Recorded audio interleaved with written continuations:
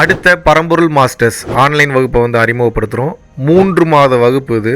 சாதாரண நபர்களை மாஸ்டர்ஸ் லெவலில் உயர்த்தக்கூடிய ஒரு அற்புதமான ஆன்லைன் வகுப்பு. இது வரைக்கும் 3 பேட்சஸ் வந்து முடிஞ்சிருக்கு. இப்போ 4வது பேட்சோட முதல் வகுப்பு வந்து செப்டம்பர் 6ஆம் தேதி ஆன்லைன் ஜூம் வழியாக வந்து தர இருக்கும். ஸோ இதுக்கு முன்னாடி பங்கு பெற்றவர்களுடைய வாழ்க்கையை பற்றி நிறைய ஃபீட்பேக் வந்து கொடுத்துருக்காங்க. நம்ம மாஸ்டர்ஸ் கிளாஸ்ல வந்து நம்ம என்ன பண்றதுன்னு கரெக்டா அந்த வழிமுறைகளை கரெக்டா சொல்லி கொடுக்குறீங்க. நம்மள அப்படியே இழுத்து கீழே விடுற மாதிரி ஒரு சில சிச்சுவேஷன் வந்தாலும் சீக்கிரமா அதை விட்டு வெளியே வர முடியுது. மாஸ்டர் கிளாஸ் வந்ததுல இருந்து என்னை நான் நிறைய கத்துக்கிட்டேன் குருஜி. இப்பதான் உட்காந்து நான் என்ன வந்து யோசிக்கவே ஆரம்பிக்கிற மாதிரி ஒரு ஃபீல். இப்போ நான் எவ்வளவு மாறி இருக்கேன். நல்ல ஒரு experience. Your master class is very very useful Guruji. பரம்பொருள் ஃபவுண்டேஷன்.in வெப்சைட் போனீங்கன்னா அதுல நிறைய மாஸ்டர்ஸ் கிளாஸை வந்து அப்லோட் வந்து பண்ணி வந்து பார்த்துருப்பீங்க. ஸோ அதன் வாயிலாக நிறைய நபர்கள் பயன்பெற்று கொண்டே வந்து வருகிறார்கள். விருப்பப்படக்கூடிய நபர்கள் தாராளமாக www.paramborulfoundation.in அப்படின்ற வெப்சைட்ல போய் உங்களது பெயரை முன்பதிவு செய்து கொள்ளலாம். அடுத்த மாஸ்டர்ஸ் கிளாஸோட இந்த 4வது பேட்சோட முதல் வகுப்பில் உங்கள் அனைவரையும் வந்து சந்திக்கிறேன். நன்றி,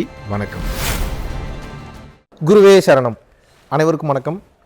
பெரும்பாலான நபர்களுக்கு இன்று வாழக்கூடிய காலகட்டத்தில் இருக்கக்கூடிய டவுட் என்னென்னா, எனது குலதெய்வத்தோட பேரே எனக்கு தெரில, குலதெய்வத்தோட கோவில் எங்கே இருக்குன்னு தெரில, நான் வெளிநாடுகளில் இருக்கேன், இல்லை நான் வந்து இந்தியாவில் இருக்கேன், இல்லை நான் தமிழ்நாட்டிலே இருக்கேன், என்னோடய குலதெய்வமே எனக்கு என்னென்னு வந்து தெரில, எப்படி குலதெய்வத்தை வந்து கும்பிடுறது, குலதெய்வத்தினுடைய சாபத்தை வந்து எப்படி வந்து போக்குறது, குலதெய்வத்தினுடைய அருளை எப்படி பெறுறது அப்படின்னு சொல்லிட்டு ஒரு பெரிய சந்தேகம் இருப்பதை மக்களிடத்தில் வந்து பார்க்க முடிகிறது.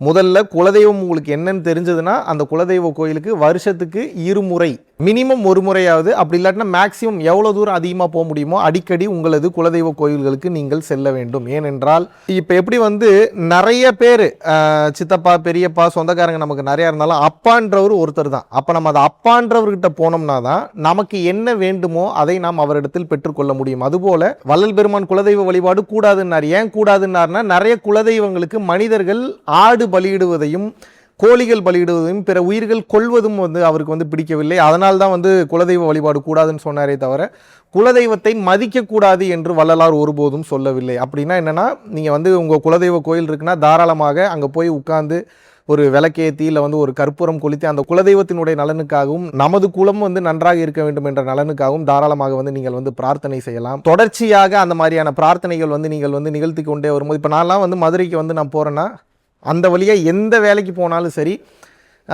கம்பல்சரி என்னோடய குலதெய்வ கோயிலில் போயிட்டு ஒரு 10லேருந்து 15 நிமிஷம் உட்காந்து விளக்கேற்றி அங்கே உட்காந்து மெடிடேஷன் பண்ணிவிட்டு எங்களது குலத்திற்காகவும் எனக்காகவும் என்னை சார்ந்த மக்களுக்காகவும் ஒர்க்கர்ஸுக்காகவும் ஸ்டாஃப்காகவும் வாலண்டியருக்காகவும் உலக நன்மைக்காகவும் அமர்ந்து அந்த குலதெய்வத்தினுடைய நன்மைக்காகவும் அமர்ந்து நான் வந்து தவம் செய்வேன். அப்போ வந்து பிரார்த்தனை பண்ணுறோம். அதுபோல் உங்களுக்கு குலதெய்வ கோயில் தெரிஞ்சதுன்னா கம்பல்சரி குலதெய்வத்துக்கு வந்து விசிட் பண்ணுங்கள். ஒருவேளை உங்களுக்கு உங்களோட குலதெய்வம் என்ன அப்படின்னு தெரிலனாலும் பரவாயில்ல, வீட்டில் விளக்கேற்றி வச்சுட்டு இழுப்பு எண்ணெயில் வந்து விளக்கு போடுங்க. இழுப்பு எண்ணெய் கிடைக்கலன்னா www.guruvinkarunai.com போனீங்கன்னா நம்மளோட ஆர்கானிக்கான நேச்சுரல் சம்மந்தமான நிறைய பொருட்கள் இருக்குது. அதில் இழுப்பு எண்ணெய் தாராளமாக நீங்கள் வந்து ஆர்டர் பண்ணிக்கலாம். ஏன்னா முதலாவதாக நெய்க்கு ரொம்ப பவர் ரொம்ப ஜாஸ்தி, இறைவனுடைய சக்தியை வந்து உரியறதுக்கு. ரெண்டாவதாக வந்து பார்த்திங்கன்னா இழுப்பு எண்ணெய் கிடைக்கலாட்டினா நல்லெண்ணெய், இதை வந்து சுத்தமான ஒரு எண்ணெயாக வாங்கி பயன்படுத்தி நீங்கள் வந்து உங்கள் குலதெய்வத்தை மனதார், அதாவது தீப எண்ணெயை தவிர ஏதோ ஒரு எண்ணெய், ஏன்னா தீப எண்ணெய்ன்றது வந்து அது தீப எண்ணெய் கிடையாது, கச்சா எண்ணெயினுடைய கடைசி கழிவு. அதனால் இழுப்பு எண்ணெயிலையோ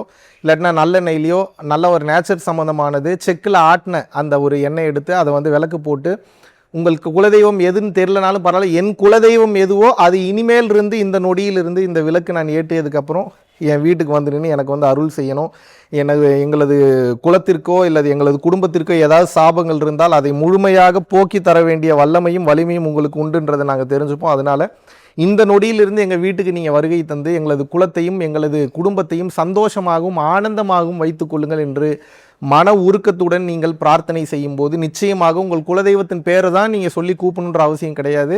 உங்களுக்காகவே அருள் செய்யப்பட்ட அந்த குலதெய்வமானது பெயர் சொல்லவில்லை என்றாலும் உங்கள் குடும்பத்தில் தினமும் வந்து நின்று அருள் செய்யும். ஸோ நிறைய பேருக்கு என்ன ஒரு டவுட்னா, இப்போ ஒரு சில குலதெய்வ கோயிலெல்லாம் வந்து பார்த்தீங்கன்னா நிறைய பேர் நேர்ந்து விட்டுருப்பீங்க. அது வந்து பலி மட்டும் தவிர்த்துருங்க. பலி இல்லாமல் உங்களோட பிரார்த்தனை ஏதாவது ஒன்று இருக்குது, இல்லை அந்த கோயிலுக்கு நீங்கள் ஏதோ ஒன்று கட்டி கொடுக்குறேன்னு சொல்லியிருப்பீங்க. அதனால ஒரு பெரிய பொருட்செலவு ஒன்று நமக்கு வந்து ஆகிட போகிறதில்ல. அதை நிறைவேற்றி தருவது ரொம்ப நல்லது. ஏன்னா கடவுள் வந்து எப்பயுமே கணக்கு வந்து பார்க்க மாட்டார். ஆனால் இவன் சொன்ன வார்த்தையை சரியாக காப்பாற்றுகிறானா என்று பார்க்கக்கூடிய வலிமை வந்து பார்த்தீங்கன்னா இறைவர்களுக்கும் குருமார்களுக்கும் வந்து உண்டு, அருளாளர்களுக்கு உண்டு. அதனால் நீங்கள் அந்த கோவில் சம்மந்தப்பட்டு பிற உயிர்களை காயப்படுத்தாமல் நீங்கள் ஏதாவது நல்லது செய்யணும்னு நீங்கள் வந்து நினச்சிருந்தீங்கன்னா அந்த நேர்த்திக்கடனை வந்து முழுமையாக நிறைவேற்றிக் கொள்வது ரொம்ப ரொம்ப நல்லது. ஒருவேளை உங்களுக்கு அப்படி ஞாபகம் இல்லைனா கூட உங்கள் குலதெய்வத்தை நினைவில் வைத்துக்கொண்டு பௌர்ணமிக்கு முடிஞ்ச அளவுக்கு நிறைய பேருக்கு அன்னதானம் போடுறீங்க, சாப்பிட முடியாதவங்களுக்கு சாப்பாடு வந்து கொடுக்குறீங்க, பறவைகளுக்கு வந்து சாப்பாடு போடுறீங்க, விலங்குகளுக்கு சாப்பாடு போடுறீங்க, நாய்க்கு சாப்பாடு போடுறீங்கனாலும் உங்களது குலதெய்வத்தினுடைய சாபம் முழுமையாக நிவர்த்தியாகும். இதை வந்து நீங்கள் வந்து புரிந்து கொள்ள வேண்டும். அது மட்டும் இல்லாமல் உங்கள் குலதெய்வ கோயில் மட்டும் இல்லாமல் உங்கள் பார்ட்னரோட குலதெய்வ கோயிலுக்கும் நீங்கள் வந்து அடிக்கடி போயிட்டு வர்றது ரொம்ப ரொம்ப நல்லது. குலம் என்று வந்துட்டாலே 2 பேர் குலமும் ஒரு கட்டத்தில் ஒன்றே குலம் ஒருவனே தேவன் தான். இருந்தாலும் கூட நம்ம மனிதர்களே மதிக்க வேண்டும் என்று நினைக்கும் போது தெய்வ நிலை அடைந்த நமது குலதெய்வங்களை நாம் வந்து மதிப்பும் மரியாதையும் கொடுக்க வேண்டியது நமது கடமையாகிறது. அப்போ என்னன்னா, எப்போ வந்து ஒருவரை நாம் நினைவில் வைத்து கொண்டே இருக்கிறோமோ அவரது எண்ணலைகள் நம்மை வந்து நமது வாழ்வில் வந்து இருந்து கொண்டே இருக்கும். அப்போ நம்ம குலதெய்வத்தை நாம் நினைவில் வைத்து கொண்டே இருக்கும்போது அந்த குலதெய்வத்தினுடைய நினைவு போதுமானது. நீங்கள் செல்லும் பாதைக்கு முன்னால் அவருடைய ஆற்றல் சென்று அந்த குலதெய்வத்தினுடைய ஆற்றல் சென்று உங்களுக்கு உண்டான பிரச்சனைகளை நிவர்த்தி செய்து உங்களுக்கு வேண்டும் என்கின்ற அனைத்தையும் உங்களை நோக்கி நகர்த்தி வரக்கூடிய அந்த வலிமை உங்கள் குலதெய்வத்திற்கு உண்டு. குலதெய்வத்தினுடைய பெயரே தெரியவில்லை என்றாலும் ஏதோ ஒரு வேலைக்கு நான் போகும்போது எனக்கு வந்து கனெக்டடான ஒரு ஃப்ரெண்டு தான் எப்பவுமே நினைவில் இருப்பாங்கன்ற மாதிரி நான் கனெக்டடான என்னோட வம்சத்திற்கு எனது குடும்பத்திற்கு உகந்த எனது குலதெய்வத்தை நான் வந்து நினைவில் வைத்துக் கொள்கிறேன் என்று நீங்கள் நினைத்து ஒவ்வொரு வேலைகளையும் செய்யும்போது அந்த வேலையில் உள்ள பாவ கர்மாக்களை நீக்கி உங்களுக்கு புண்ணியத்தை சேர்க்கக்கூடிய வலிமை இதற்கு வந்து உண்டு. அப்போ சாபம் மெயினாக நிவர்த்தி ஆகணும்னா பௌர்ணமி அன்னைக்கு நீங்கள் உங்கள் குலதெய்வத்தை நினைத்து பரிமாறக்கூடிய உணவு எந்த உயிர்களுக்காக இருந்தாலும் வந்து சரி. அது மட்டும் இல்லாமல் முடியாத குழந்தைகளை ஏன் அப்படின்னா குழந்தைகள் சம்பந்தமான விஷயங்களில் நீங்கள் அதிகமாக வந்து அவங்கள படிக்க வைக்கும்போது இல்லை அவங்களுக்கு வேணுங்கிற உதவிகள் வந்து செய்யும்போது அந்த குழந்தைகளின் நலன் கருதி நீங்கள் ஏதோ ஒன்று செய்து தரும்போது உங்கள் குலதெய்வத்தினுடைய அருள் மிக அதிகமாக கிடைக்கும். காரணம் என்னன்னா, இந்த குலதெய்வங்கள் அப்படின்றது மிகப்பெரிய சக்தி நிலைகளுக்கு அடுத்தடுத்த லெவலில் கீழ் லெவலில் இருக்கக்கூடிய சக்திகள் தான் வந்து பார்த்தீங்கன்னா இந்த குலதெய்வங்கள். அப்போ இந்த குலதெய்வங்களுடைய ஆற்றலானது குழந்தைகள் சார்ந்த ஆற்றலில் வந்து அதிகமாக வந்து செயல்படும். நிறைய குலதெய்வங்கள் வந்து பார்த்தீங்கன்னா ஒரு குட்டி குழந்தையாக தான் இருக்கும், இல்லை வயசு ரொம்ப கம்மியானவங்களாக வந்து இருப்பாங்க. காரணம் என்னென்னா, அந்த குலத்தை காக்கின்ற வலிமையை ஆற்றலை இறைவன் அந்த வம்சத்தில் அந்த நபருக்கு வந்து கொடுத்திருக்கிறார். அப்போ குழந்தைகள் சார்ந்த விஷயங்களில் அதிகமாக நீங்கள் வந்து தான தர்ம காரியங்கள் செய்யும்போது அது உங்கள் குலதெய்வத்தினுடைய சாபத்தை வந்து போக்கும். மெயினாக வந்து பார்த்தீங்கன்னா குலதெய்வம் சார்ந்த விஷயங்கள், மற்ற குலதெய்வங்கள் சார்ந்த ஒரு கோவில் கட்டுறது, இல்லை ஒரு டெம்பிள் டொனேஷன் வருது, இல்லை தெய்வங்கள் சம்மந்தமான ஏதோ ஒரு விளக்கு வாங்கி தருது, இல்லாட்டினா ஏதோ ஒரு அந்த கோவிலுக்கு பலனளிக்கக்கூடிய வகையில் நீங்கள் வந்து விபூதியோ கற்பூரமோ ஏதோ ஒன்று ரெகுலராக நீங்கள் வாங்கி கொடுத்து கொண்டே வரும்போது உங்கள் குலதெய்வம் சார்ந்ததாக இருந்தாலும் சரி, இல்லை மற்றவர்களுடைய தெய்வம் எதுவாக இருந்தாலும் சரி, தெய்வ சமாச்சாரத்திற்காக அதிகமாக நீங்கள் நேரத்தையும் பணத்தையும் செலவிடும் போது அது உங்கள் குலதெய்வத்தின் பரிபூர்ண அருளை வந்து உங்களுக்கு குடிக்கிற. மெயினாக என்ன புரிஞ்சுக்கணும்னா, பணம் காசு இதெல்லாம் ரெண்டாவது தான், அது தான தர்மத்தில் வந்துடுது.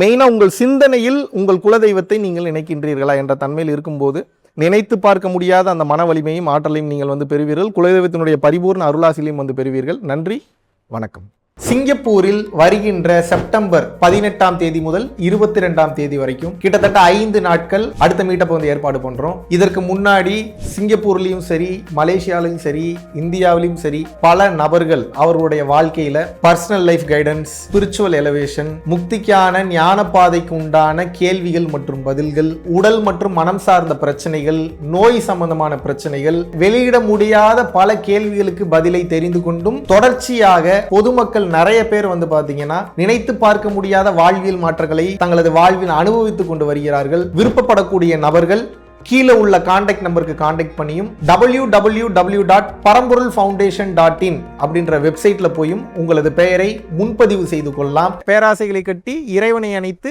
முக்தியை முத்தமிடு www.guruvinkarunai.com நீங்க போனீங்கன்னா நம்ம புத்தகத்தை வந்து ஆர்டர் பண்ணிக்கலாம். அதுபோக நிறைய ஆர்கானிக் பொருள்களும் வந்து நம்ம வந்து கொடுத்துட்டு இருக்கோம். அதையும் நீங்க வந்து தாராளமாக வந்து நீங்க வந்து பயன்படுத்திக்கலாம். இந்த பிரபஞ்சம் நமக்கு வேண்டும் என்கின்ற பொருள்களை, பிற மனிதர்களை, பிற உயிரினங்களை பல மெட்டீரியல்ஸை பயன்படுத்தி எப்படி வேகமா நம்ம கிட்ட நகர்த்தி கொண்டு வருது அப்படின்ற அந்த ரகசியத்தை வந்து அதில் வந்து தெளிவாக எழுதியிருக்கேன். பரம்பொருள் அறக்கட்டளை நடத்துகின்ற தினசரி அன்னதானம் மற்றும் இதர நற்காரியங்களுக்கு நீங்கள் உங்களது பங்களிப்பை தாராளமாக செலுத்தலாம்.